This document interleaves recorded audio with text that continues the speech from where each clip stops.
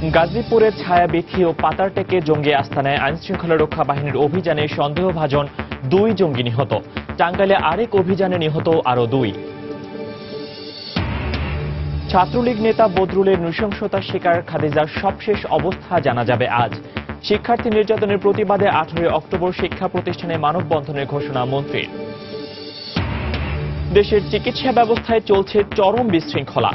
Doctor বদলের সঙ্গে সঙ্গে বদলায় ওষুধ, বাড়ে প্রেসক্রিপশনের ওজন, রোগীরা ভোগান্তি পোহালেও দেখার নেই কেউ।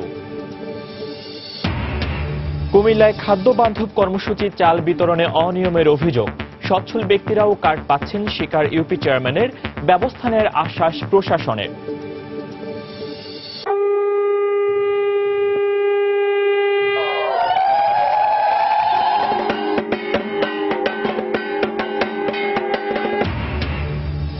মহাসপ্তমীতে চলছে দেবী বন্দনা। বিকেলে সপ্তমী বিহিত পূজায় দেবীকে আবাহন, উৎসবে মাতোয়ারা ভক্তরা।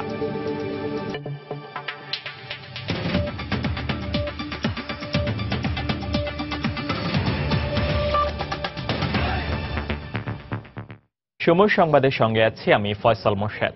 গাজীপুরে জঙ্গি আস্তানায় আইনশৃঙ্খলা রক্ষা বাহিনীর অভিযানে সন্দেহভাজন 2 জঙ্গি নিহত হয়েছে বলে জানিয়েছে র্যাব। র্যাব জানায় 90 জেএমবির ঢাকা বিভাগীয় কমান্ডার সহ কয়েক জঙ্গি অবস্থান করছে এমন খবরের ভিত্তিতে শহরের দক্ষিণ ছায়াবিথী এলাকার একটি বাড়িতে অভিযান চালানো হয়। ভোর থেকে বাড়িটিকে ঘিরে রাখে পুলিশ ও র্যাবের সদস্যরা। এ সময় থেমে থেমে আইনশৃঙ্খলা রক্ষা বাহিনীর সঙ্গে জঙ্গিদের গোলাগুলির ঘটনা ঘটে। এতে গুলিবিদ্ধ হয়ে 2 জঙ্গি সদস্য নিহত হয়েছে বলে র্যাবের পক্ষ থেকে জানানো হয়। এখনও বাড়িটিকে ঘিরে রাখা হয়েছে। এদিকে জঙ্গি আস্তানা সন্দেহে শহরের পাতারটেক এলাকার আরেকটি বাড়িতে অভিযান চালাচ্ছে ডিবি পুলিশ। তবে সেখানে এখনো পর্যন্ত কাউকে আটকের খবর পাওয়া যায়নি।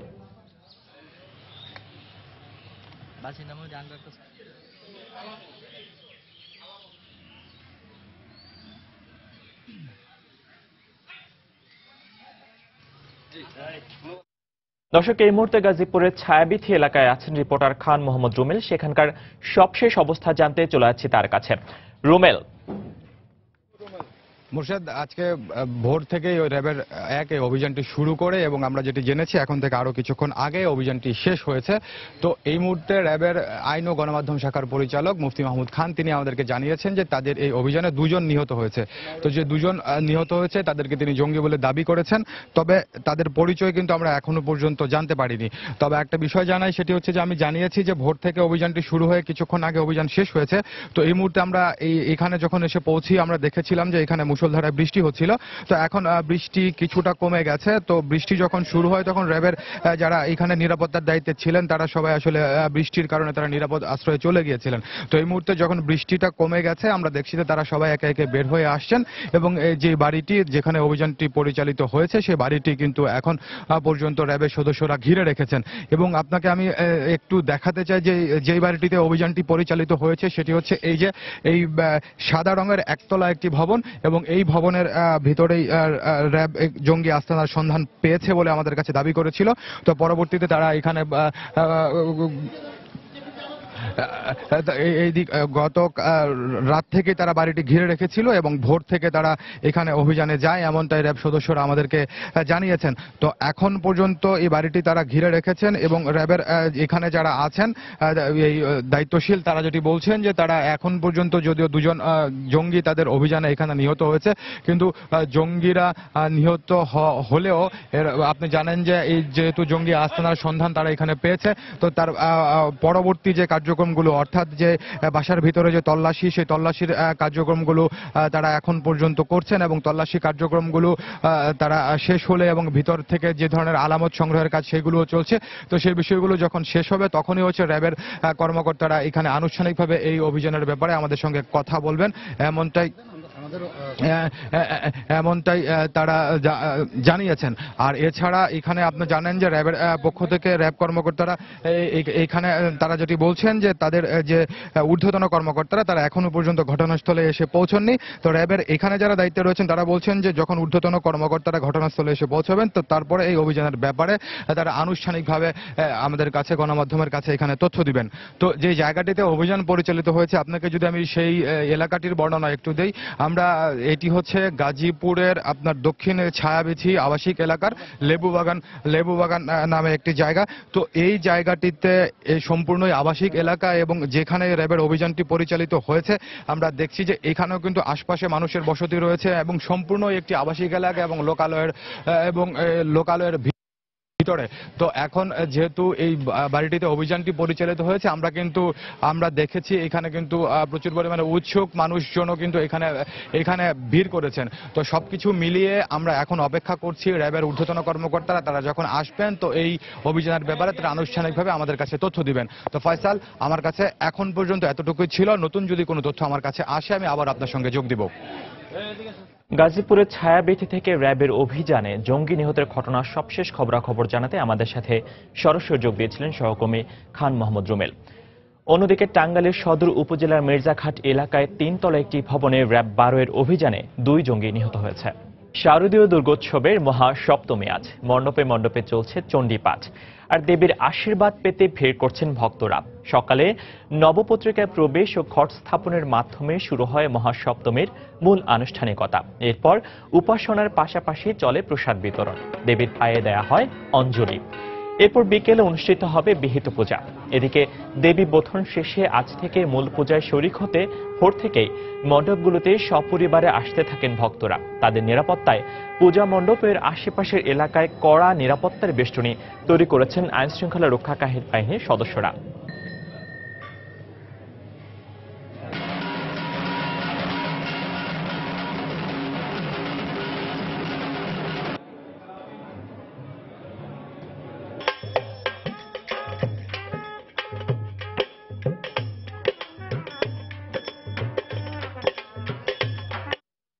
এই মুহূর্তে রাজধানীর কলাবাগান মন্দিরে আছেন রিপোর্টার শাতিলা শারমিন এবং খুলনার দোলখোলা শীতলাবাড়ি মন্দিরে আছেন সহকর্মী তরিকুল ইসলাম।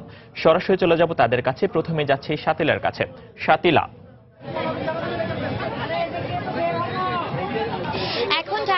এখন যে ধানমন্ডি পূজা মণ্ডপটিতে আমি দাঁড়িয়ে আছি এখানে এখন চলছে, কিন্তু দেখতেই পাচ্ছেন যে পুষ্পাঞ্জলি দেওয়া, এই পুষ্পাঞ্জলি আসলে এখন সবাইকে ভক্তদেরকে আসলে পুরোহিতদের পক্ষ থেকে পূজা শেষ হওয়ার পরে যে অঞ্জলি দেওয়া হয় সেই অঞ্জলি দেওয়া চলছে। এবং আপনারা দেখতে পাচ্ছেন যে গোলাপ জল ছিটিয়ে আসলে যে সবকিছু শুদ্ধ করা, পবিত্র করা এবং সবচেয়ে বড় কথা আনন্দ আয়োজন ভাগ করে নেওয়া, এটা হচ্ছে প্রসাদের যে ভাগ, সেই প্রসাদের ভাগ পুরোহিত সবাইকে দিচ্ছেন।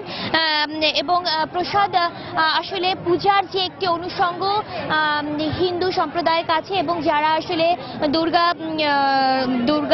দেবী দুর্গার ভক্ত তাদের কাছে আসলে দেবী দুর্গার এই প্রসাদ যে কত গুরুত্বপূর্ণ তা কিন্তু আপনারা দেখতে পাচ্ছেন। আরেকটি জিনিস যে মহাসপ্তমীতে প্রথম সকাল থেকে শুরু হয়েছিল দেবী দুর্গার আরাধনা এবং হচ্ছে নবপত্রিকা স্থাপনের মধ্য দিয়ে মহাসপ্তমীর যে পূজা আরম্ভ হয়েছিল সেই পূজা কিন্তু এখন অঞ্জলি প্রদান বা প্রসাদ প্রদানের মধ্য দিয়ে শেষ হতে চলেছে। এবং সবার যে আগ্রহ, সবার যে ভক্তি দেবী দুর্গার প্রতি, সবার যে ভক্তি সেটি কিন্তু আমরা আসলে এখানে দেখতে পাচ্ছি। আরেকটি জিনিস বলে রাখি, সেটি হচ্ছে যে ঢাকার মধ্যে এখন যে পূজাগুলো হয় সেই পূজাগুলো কিন্তু অনেক জাঁকজমকপূর্ণভাবে হয়, কারণ আসলে বিভিন্ন এলাকায় যে পূজা বারোয়ারি বা সার্বজনীন যে পূজার আয়োজন করা হয় সেই পূজায় কিন্তু সেই এলাকার কিংবা দূর দূরান্তের মানুষও কিন্তু অংশ নেন। এবং আরেকটি বিষয় যে এই যে পূজার যে মূল মন্ত্র যে বিশ্ব মানবতার কল্যাণে যে আসলে শেষ বর চাওয়া দেবীর কাছে, সেই বর কিন্তু আমরা চাইতে দেখেছি পুরোহিতদের কণ্ঠে। এবং আমার যেটি দেখতে পাচ্ছেন যে আসলে এই যে প্রসাদ বিতরণ, এই যে ভক্তিমূলক আয়োজন সবকিছু মিলে কিন্তু সবার জন্য একটি প্রার্থনা থাকে এই দেবী দুর্গার কাছে, তা হলো মানবতার কল্যাণ, মানবতার শান্তি। এবং সাম্প্রতিক সময়ে বাংলাদেশে যে ধরনের ঘটনা ঘটে গেছে, যে ধরনের হামলা হয়েছে, তারপরে যখন এত সম্প্রীতির সাথে দুর্গাপূজা বা দুর্গা উৎসব পালিত হয় তখন এই ধর্মীয় হিন্দু সম্প্রদায়ের নেতারা আমাদেরকে জানিয়েছেন যে আসলে তারা এই নিরাপত্তা ব্যবস্থায় অনেকটাই সন্তুষ্ট। আর আমরা খুলনার দুর্গা পূজার উৎসব জানতে এখন চলে যাব সহকর্মী তরিকুলের কাছে। ধন্যবাদ শাতিলা। হিন্দু সম্প্রদায়ের শারদীয় যে দুর্গোৎসব, সবচেয়ে বড় ধর্মীয় উৎসব, এর আনুষ্ঠানিকতা গতকাল যদিও শুরু হয়েছে। আজকে মহাসপ্তমী, ষষ্ঠী পূজার মধ্য দিয়ে তারা তাদের এই অনুষ্ঠানমালা শুরু করেছে। তো আজকে সপ্তমীতে কিন্তু খুলনার আমরা শীতলা বাড়ি মন্দির দোলখোলাতে অবস্থিত। এই মন্দিরে কিন্তু 9:50 থেকে পূজা অর্চনার কাজ শুরু হয়েছে। তো আপনারা দেখতে পাচ্ছেন যে পুরোহিতগণ তারা কিন্তু তাদের পূজা অর্চনার কাজ করছেন। এই পূজা অর্চনার কাজে যে অনুষঙ্গগুলো প্রয়োজন তারা কিন্তু সেগুলো তারা করছেন, এবং এর সামনে ঠিক পূজারীরা বসে আছেন, তারা এই পূজাকে তারা দেখছেন, এবং পূজা শেষে কিন্তু এই পুরোহিতরা তারা কিন্তু পূজার যে প্রসাদ, এই প্রসাদ তারা বিতরণ করবেন, অঞ্জলি প্রদান করবেন। এই অঞ্জলি দেওয়ার মধ্য দিয়ে কিন্তু এই পূজা পর্ব কাজ শেষ হবে।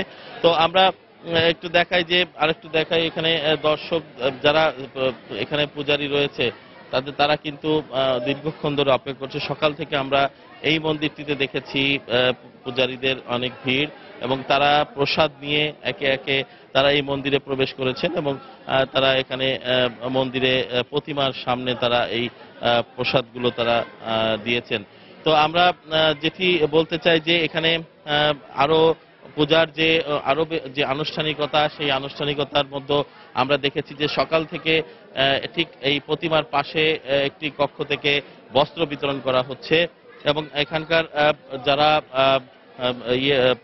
এখানকার যারা পূজারীরা রয়েছেন এবং যারা এখানে পুরোহিত রয়েছেন তারা বলছেন যে আজকে সপ্তমী পূজাতে তারা কিন্তু এখানে তারা সমগ্র জাতির জন্য তারা প্রার্থনা করছেন, সমগ্র দেশ এবং জাতির জন্য, যাতে সবাই মঙ্গল এবং সবার মঙ্গল হয় এবং সবাই ভালোভাবে জীবনযাপন করতে পারেন।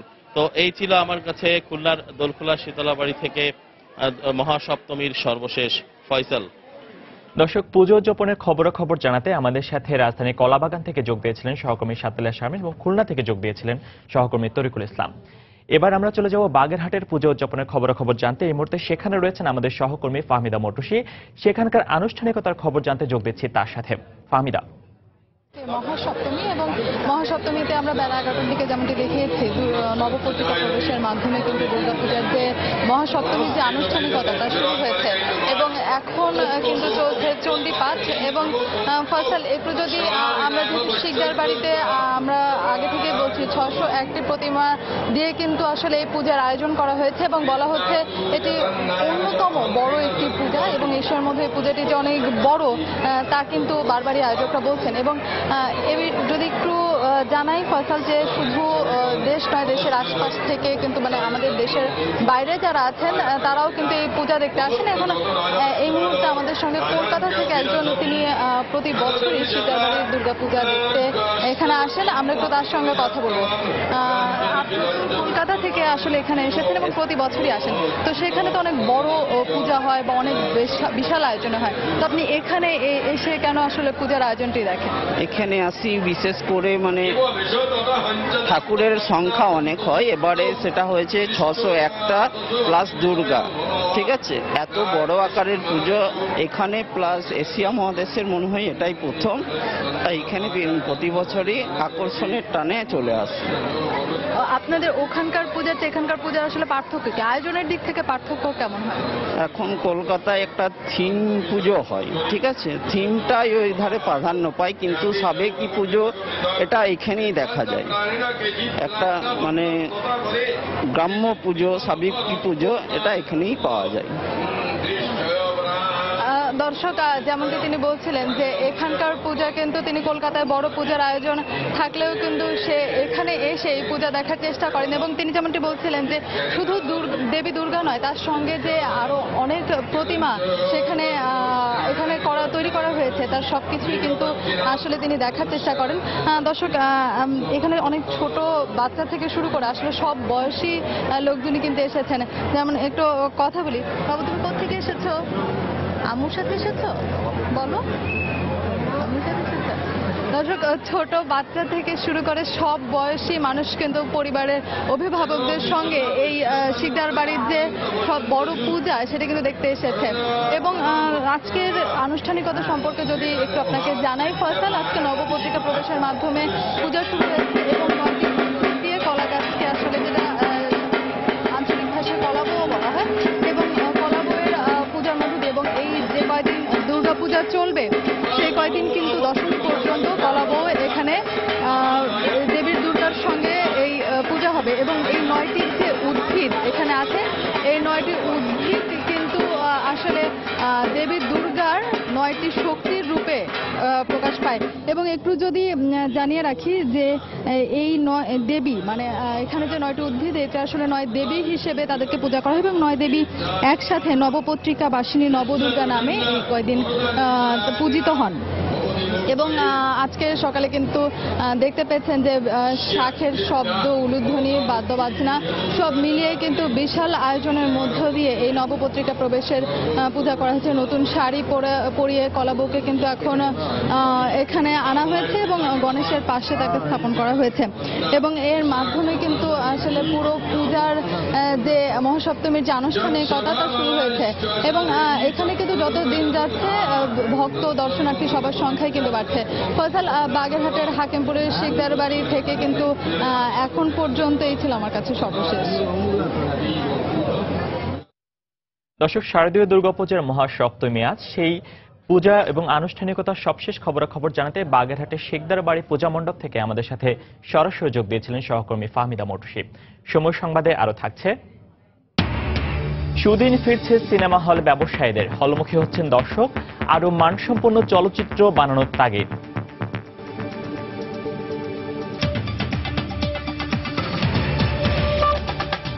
অস্ত্রোপচারের পর চিকিৎসকদের বেঁধে দেয়া 72 ঘণ্টা শেষ হলেও এখনো নিবিড় পর্যবেক্ষণে রয়েছেন খাদিজা। তবে আজ দুপুরে হাসপাতাল কর্তৃপক্ষের আনুষ্ঠানিকভাবে খাদিজার সর্বশেষ শারীরিক অবস্থা জানানোর কথা রয়েছে। অস্ত্রোপচারের পর খাদিজার অবস্থা স্থিতিশীল আছে বলে জানিয়েছেন চিকিৎসকরা।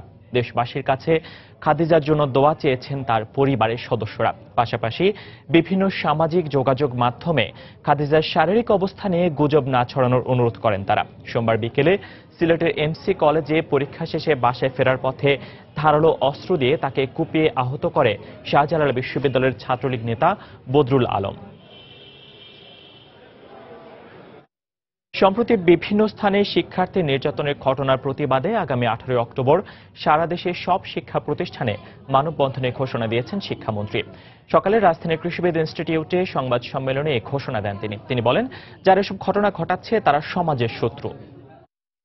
এই বিকৃত মানসিকতার যারা, তাদের শাস্তি দিয়ে সমাজ থেকে বিচ্ছিন্ন করে দেওয়ার লক্ষ্যে আমরা সকলের আহ্বান জানাচ্ছি যে আমরা একটা সামাজিক আন্দোলন, সামাজিক প্রতিরোধ আমরা গড়ে তুলব। এই লক্ষ্য সামনে রেখে আমরা একটা কর্মসূচি এখন দিয়ে যাচ্ছি। 18 অক্টোবর সারা দেশব্যাপী সকল শিক্ষা প্রতিষ্ঠানে প্রতীকী হিসাবে 15 মিনিটের মানববন্ধন। 20 অক্টোবর আমরা সকল শিক্ষা প্রতিষ্ঠানে সভা করব, চারপাশের সকল মানুষকে সম্পৃক্ত করে। দর্শক, আগেই জানিয়েছিলাম গাজীপুরে জঙ্গি আস্তানা র্যাবের অভিযানে 2 জঙ্গি নিহত হয়েছে। সেখানকার সবশেষ খবরাখবর জানাতে এই মুহূর্তে ঘটনাস্থলে রয়েছেন সহকর্মী খান মোহাম্মদ রুমেল। আমরা আবারও যোগ দিচ্ছি তার সাথে। রুমেল। ফয়সাল, আপনি জানেন যে র্যাবের যে অভিযান সেটি মাত্রই শেষ হয়েছে। তো অভিযান শেষ হলে অভিযান পরবর্তী যে সার্চের কার্যক্রম সেটি এখন পর্যন্ত চলছে। তো এই মুহূর্তে আমার সঙ্গে আছেন র্যাবের আইন ও গণমাধ্যম শাখার পরিচালক কমান্ডার মুফতি মাহমুদ খান। তো কথা বলছি তার সঙ্গে। মুফতি ভাই, আমরা জানি অভিযানটি শেষ হলেও অভিযান পরবর্তী কার্যক্রম সেটি এখন পর্যন্ত শেষ হয়নি। তো এই অবস্থায় আপনি আমাদেরকে যদি কোনো তথ্য দেন। আপনারা নিশ্চয়ই জানেন, ধন্যবাদ। আপনারা নিশ্চয়ই জানেন যে জঙ্গিবাদ বিরোধী অভিযান কিন্তু র্যাব জোরদারভাবে শুরু করেছে এবং বিভিন্ন জায়গায় কিন্তু অনেক জঙ্গি আটক হয়েছে। সেই প্রেক্ষিতেই গোপন তথ্যের ভিত্তিতেই আজকে এখানে র্যাব কর্তৃক একটি অভিযান পরিচালনা করা হয় এবং অভিযানে হতাহতের সংখ্যা আপনারা নিশ্চয়ই জানেন যে ইতিমধ্যে 2 জন জঙ্গি নিহত হয়েছে। অভিযানটি আসলে এইমাত্র শেষ হয়েছে, কিন্তু অভিযান পরবর্তীতে আসলে অনেকগুলি বিষয় আছে। সেক্ষেত্রে পরবর্তীতে যেহেতু এখনো সার্চটা এখনো শেষ হয়নি, আমাদের বোম ডিসপোজাল ইউনিটও আসার পরে পরবর্তীতে অন্য বাকি যে সকল তথ্য আপনাদেরকে জানানো প্রয়োজন সেটা আমরা আপনাদেরকে অবশ্যই জানাবো। মুজিব, আরেকটা বিষয়, এখানে যে দুজন নিহত হয়েছে তাদের পরিচয় কি এখন পর্যন্ত পাওয়া গেছে? এখনো পর্যন্ত তাদের পরিচয় পাওয়া যায়নি। আপনাদের পরিচয় যখন পাওয়া যাবে এবং ইন ডিটেলস আরো যে কিছু তথ্য আছে যে বাসা ভাড়া থেকে শুরু করে অন্যান্য সেই বিষয়গুলি যখন আসবে অবশ্যই আপনাদেরকে খুব শীঘ্রই আমরা অবহিত করব। প্রাথমিকভাবে আপনাদের কি ধারণা এরা আসলে কোন জঙ্গি সংগঠনের যুক্ত? এই মুহূর্তেই বলা সম্ভব হচ্ছে না, কারণ আপনি নিশ্চয়ই জানেন যে ক্রাউড দেখেই বুঝতে পেরেছেন যে এখন জাস্ট যে গোলাগুলিটা শেষ হয়েছে এবং ইনিশিয়ালি আমরা দেখেছি, এখন আমরা একটু সার্চ করব এবং অন্যান্য বিষয়গুলি জেনেই আপনাদেরকে অবহিত করব। ধন্যবাদ। মুজিব, আরেকটা বিষয়, টাঙ্গাইলে আজকে র্যাবের আরেকটি অভিযান পরিচালিত হয়েছে, তো সেই সম্বন্ধে যদি কিছু তথ্য আমাদেরকে দেন। টাঙ্গাইলে আরেকটি অভিযান পরিচালনা করা হয়েছে, ওখানে মির্জাঘাটে, ওখানে র্যাব 12 একটি অভিযান পরিচালনা করেছে। ওইখানেও এরকম তথ্য ছিল যে জঙ্গিদের অবস্থান আছে, সেক্ষেত্রে ওখানে জঙ্গিদের সঙ্গে র্যাবের গোলাগুলি হয় এবং এ পর্যন্ত আমরা যতটুকু নিশ্চিত হয়েছি যে 2 জন জঙ্গি ওখানে নিহত হয়েছে ওই ঘটনায়, এবং ইন ডিটেলস আসলে ওইখানেও প্রাথমিক পর্যায়ে আছে, পরবর্তীতে ওইটার ব্যাপারেও আমরা আপনাদেরকে অবহিত করব। ধন্যবাদ। জি, ধন্যবাদ। তো ফয়সাল শুনছিলেন যে কথা বলছিলেন র্যাবের আইন ও গণমাধ্যম শাখার কমান্ডার মুফতি মাহমুদ। তো তিনি যেটি জানিয়েছেন যে এখানে যে অভিযানটি পরিচালিত হয়েছে সেই অভিযানটি শেষ হলে অভিযান পরবর্তী যে কার্যক্রম সেইগুলো এখনো পর্যন্ত চলছে, অর্থাৎ যে আলামত সংগ্রহ করা এবং যেই আস্তানাটির সন্ধান তারা পেয়েছেন সেই আস্তানাতে তল্লাশি করা এবং র্যাবের বোম ডিসপোজাল ইউনিট তারাও আসছে, তেমনটা তিনি জানিয়েছেন। আর এছাড়া টাঙ্গাইলে অভিযান সম্পর্কে আপনি শুনলেন যে টাঙ্গাইলে অভিযান পরিচালিত হয়েছে, র্যাব 12 সেই অভিযানটি পরিচালিত করেছে এবং সেখানে 2 জন জঙ্গি নিহত হয়েছে, তিনি এতটুকুই বলেছেন, কিন্তু এর বেশি বিস্তারিত তথ্য এখনো পর্যন্ত তিনি জানাতে পারেননি। এবং যে এইখানে র্যাবের একটি অভিযানে 2 জন এবং টাঙ্গাইলে যে 2 জন, মোট 4 জন নিহত হয়েছে, তো তাদের কারোরই পরিচয় কিংবা কোন জঙ্গি সংগঠনের সঙ্গে তারা যুক্ত সেই বিষয়গুলো কিন্তু এখনো পর্যন্ত র্যাব আনুষ্ঠানিকভাবে আমাদেরকে জানাতে পারেনি। তো তারা বলছে যে সেই তথ্যগুলো যখন তারা নিশ্চিত হবে তখনই তারা আমাদেরকে জানাবে। তো গাজীপুর থেকে আমার কাছে এখন পর্যন্ত এই ছিল সবশেষ খবর। ফয়সাল। গাজীপুরের ছায়াবীথিতে আইনশৃঙ্খলা রক্ষা বাহিনীর অভিযানে 2 জঙ্গি নিহত হয়েছে, যেটা টাঙ্গাইলে অভিযানে নিহত হয়েছে 2 জঙ্গি। সেই খবরাখবর জানাতে গাজীপুরের ছায়াবীথি থেকে আমাদের সাথে যোগ দিয়েছিলেন সহকর্মী খান মোহাম্মদ রুমেল। যাচ্ছি পরের সংবাদে। ডাক্তার বদলের সঙ্গে সঙ্গে বদলায় ওষুধ, প্রেসক্রিপশনের ওজন বাড়ে পরীক্ষা নিরীক্ষার কার্যপত্র। এটা রোগী না বুঝলেও ফার্মেসিতে যারা প্রেসক্রিপশনের সঙ্গে পরিচিত তারা জানেন ঘটনার মূল রহস্য। সেখানে রোগীর স্বার্থ যতটা দেখা হয় তার চেয়ে বেশি গুরুত্বপূর্ণ কোম্পানি, আর কমিশনের জন্য চিকিৎসকরা লেখেন পছন্দের কোম্পানির ওষুধের নাম। এতে রোগীরা ভোগান্তিতে পড়লেও দেখার জন্য কেউ নেই। সিলাই সুলতানা রিপোর্ট। এটা বেশ কিছুদিন যাবে, 6 মাস এরকম হবেই। পরীক্ষা দিতে দিলাম, পরীক্ষাগুলি যেখান থেকে টিকিট কাটতেন, হ্যাঁ, খাদ্য ও পুষ্টিবিজ্ঞান বিশেষজ্ঞ প্রেসক্রিপশন দেন বুকে ব্যথার সাথে এক্স-রে আর ইসিজির ব্যবস্থাপত্র। হাতের আঙ্গুলে ব্যথা থেকে শুরু করে যে কোনো অসুস্থতায় প্রয়োজন দেখা দিচ্ছে ইউরিন টেস্ট, ব্লাড টেস্ট আর ডায়াবেটিস টেস্টের মতো বিষয়। সে সাথে থাকছে ব্যক্তিগত চেম্বারে আসার দাওয়াতও।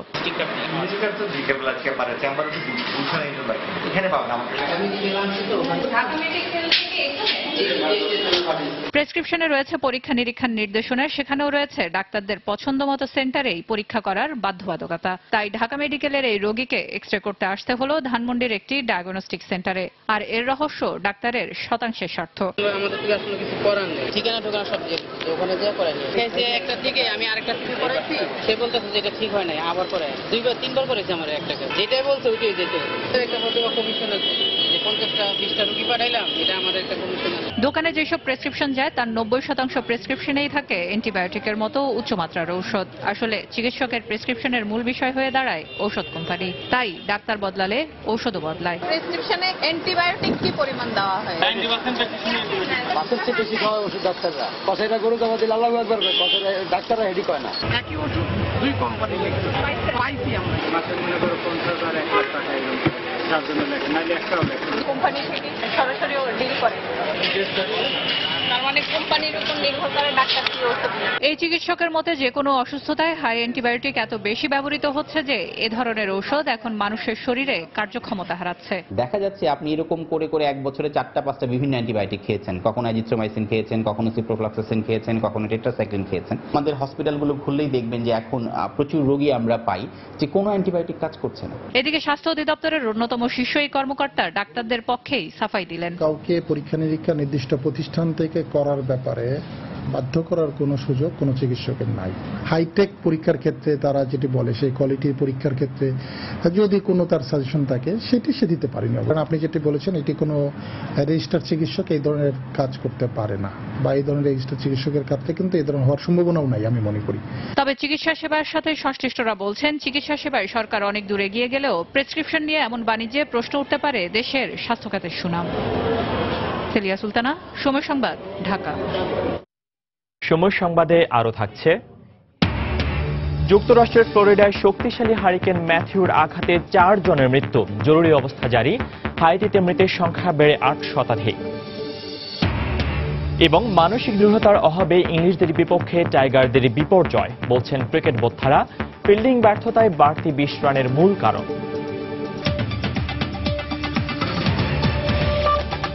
কুমিল্লায় সরকারের খাদ্য বান্ধব কর্মসূচির আওতায় 10 টাকা কেজি দরে চাল বিতরণ কার্যক্রমে অনিয়মের অভিযোগ উঠেছে।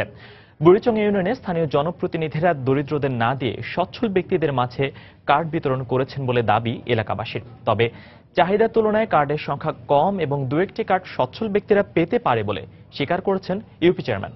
এ অবস্থায় অনিয়মের সঙ্গে জড়িতদের বিরুদ্ধে ব্যবস্থা নেওয়া হবে বলে জানিয়েছেন জেলা প্রশাসক। বাহার রায়হানের পাঠানো তথ্য ছবি নিয়ে ডেস্ক রিপোর্ট। কুমিল্লার বুড়িচং সদর ইউনিয়নের হরিপুর গ্রামে 75 বছর বয়সী বিধবা বৃদ্ধা হাজেরার মতো অনেক দরিদ্র পরিবার সরকার নির্ধারিত 10 টাকা কেজি দরে চালের কার্ড পায়নি বলে অভিযোগ এলাকাবাসীর।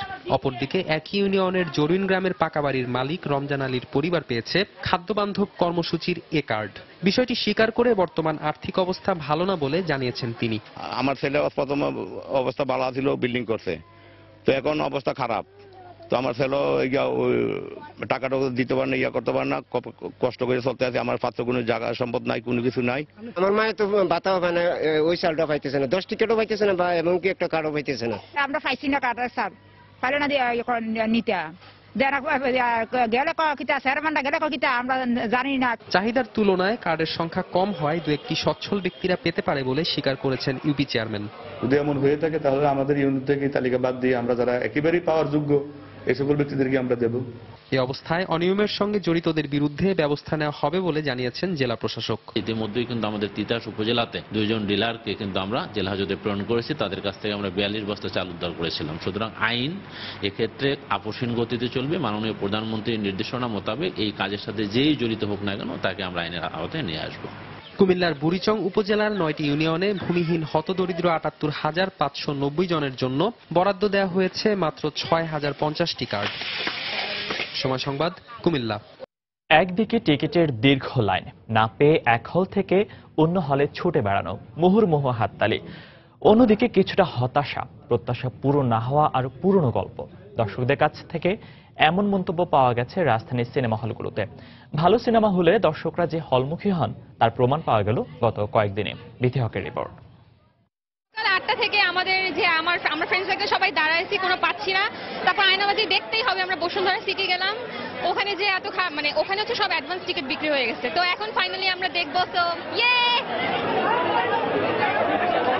দর্শক হল বিমুখ।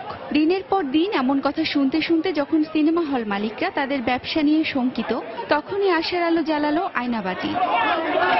ট্রেইলার দেখে সব বয়সী মানুষ ছুটে আসছেন হলের দিকে। এমনকি যারা কখনো হলে গিয়ে সিনেমা দেখেননি তারাও টিকিটের জন্য ঘন্টার পর ঘন্টা অপেক্ষা করেছেন। অনেক ভালো লেগেছে, পুরো অস্থির। এইরকম মুভি বাংলাদেশে অবশ্যই হওয়া উচিত। এই নিয়ে 2বার হলে আসছি, বহুদিন যাবত সিনেমা দেখি না, তবে এই নামটা শুনে আসছি। তবে ভিন্ন চিত্র দেখা গেছে প্রচলিত ঘরানার ছবিগুলোর ক্ষেত্রে। একই গল্প আর নির্মাণ শৈলীতে দর্শকরা আগ্রহ হারিয়ে ফেলছেন সিনেমা দেখার। ছবিটা বেশ একটা ভালো ছিল না, কারণ এই ছবির ভিতরে কোনো কাহিনীতে হিস্ট্রিতে কোনো কিছু মিল ছিল না। মোটামুটি ভালোই, খারাপ না। হল কর্তৃপক্ষ বলছেন ভালো নির্মাণ, কলাকুশলী আর অভিনয় হলে এখনো হল বাঁচানো সম্ভব। ভালো গল্প, ভালো মেকিং, লোকেশন ভালো হলে তখন হয়তো আপনার ভালো চলতে পারে। তবে এসব কিছুর পরেও আয়নাবাজির পাল্টে দেওয়া চিত্র এখন সকলকে স্বপ্ন দেখাচ্ছে প্রেক্ষাপট পরিবর্তনের।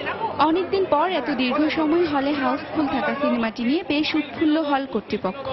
ছবিটা রিলিজ হওয়ার আগে থেকে আমরা মোটামুটি সাড়া পাচ্ছিলাম যে কবে থেকে আসবে দর্শকদের একটা ছিল, চাহিদা ছিল। তো আমরা রিলিজ হওয়ার পর থেকে ইনশাল্লাহ আমরা প্রতিটা শোই প্রায় হাউসফুল পাচ্ছি। গতানুগতিক ধারার বাইরে এসে এমন একটি বা দুটি সিনেমা নয়, বরং প্রত্যেকটি সিনেমাই হোক দর্শকদের প্রত্যাশার প্রতিফলন, আর তাহলেই হলমুখী হবেন তারা। এমনটাই প্রত্যাশা সংশ্লিষ্ট সবার। বিথি হক, সময় সংবাদ, ঢাকা। যুক্তরাষ্ট্রের ফ্লোরিডায় আঘাত হানার পর তুলনামূলক দুর্বল হয়ে উত্তর পূর্ব জর্জিয়া উপকূলের দিকে সরে যাচ্ছে ঘূর্ণিঝড় ম্যাথিউ। শেষ খবর পাওয়া পর্যন্ত ফ্লোরিডায় 4 জনের মৃত্যু হয়েছে। বিদ্যুৎ বিচ্ছিন্ন হয়ে গেছে রাজ্যের অন্তত 10 লাখ ঘরবাড়ি। এর মধ্যে ক্যাটাগরি 2 এ পরিণত হওয়া হ্যারিকেনটি স্থানীয় সময় সকালের দিকে জর্জিয়া উপকূল অতিক্রম করে নর্থ ক্যারোলাইনা ও সাউথ ক্যারোলাইনার দিকে যেতে পারে বলে জানিয়েছে আবহাওয়া দপ্তর। এর আগে ফ্লোরিডায় জরুরি অবস্থা ঘোষণা করে কর্তৃপক্ষ। এদিকে ম্যাথিউর তাণ্ডবে হাইতিতে 8.5 শতাধিক মানুষের মৃত্যুর খবর নিশ্চিত করেছে কর্তৃপক্ষ। খেলার খবর, আবারও তীরে এসে তরি ডুবল বাংলাদেশের। ইংল্যান্ডের বিরুদ্ধে ইমরুল সাকিবদের দুর্দান্ত ব্যাটিং সত্ত্বেও 21 রানের হারের আক্ষেপে পড়তে হল বাংলাদেশকে।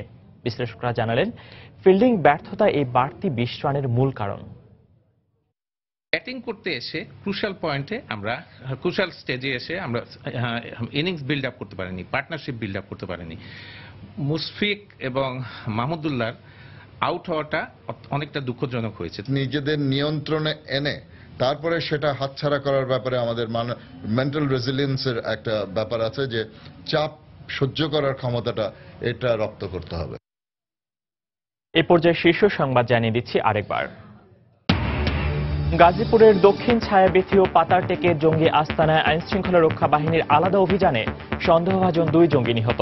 টাঙ্গাইলে আরেক অভিযানে নিহত আরও 2। সিলেটের নৃশংসতার শিকার খাদিজার সবশেষ অবস্থা জানা যাবে আজ। শিক্ষার্থী নির্যাতনের প্রতিবাদে 18 অক্টোবর শিক্ষা প্রতিষ্ঠানে মানববন্ধনের ঘোষণা মন্ত্রীর। এবং মহাসপ্তমীতে চলছে দেবী বন্দনা। বিকেলে সপ্তমী বিহিত পূজায় দেবীকে আবাহন, উৎসবে মাতোয়ারা ভক্তরা। এই ছিল এখনকার মতো। যে কোনো খবর পেতে ভিজিট করুন সময়নিউজ.tv। যে কোনো বাংলা লিংক, রবি ও এয়ারটেল নম্বর থেকে সময় সংবাদের খবর, অনুষ্ঠান সম্পর্কে জানতে এবং যে কোনো তথ্য সময় সংবাদকে জানাতে ডায়াল করুন 1624 নম্বরে। এছাড়া এই মাত্র পাওয়া খবর মোবাইলে পেতে SMS করুন *BN লিখে পাঠিয়ে দিন 1624 নম্বরে। সঙ্গে থাকুন সময়।